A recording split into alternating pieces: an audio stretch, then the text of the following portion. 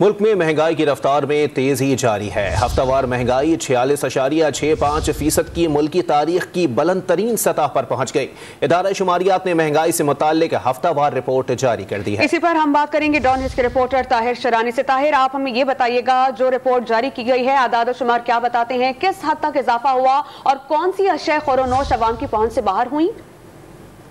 देखें, रमज़ान की आमद के साथ ही मुल्क में महंगाई के सारे रिकॉर्ड टूट गए हैं। गुज़श्ता हफ्ते मुल्क में महंगाई का नया रिकॉर्ड कायम हुआ था, लेकिन इस हफ्ते महंगाई उससे भी ज़्यादा बढ़ गई है।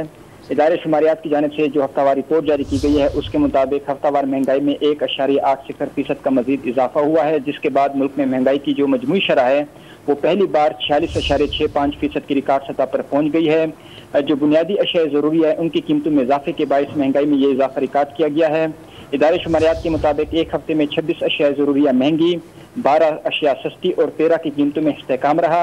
एक हफ्ते में टमाटर 71.77%, आटा 42.32%, आलू 11.47%, केले 11.07% और चाय की कीमत में 7.34% का इजाफा रिकॉर्ड किया गया।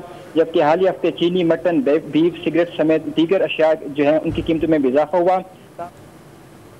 बहुत शुक्रिया, आप हमें अपडेट कर रहे थे ताहिर शरानी।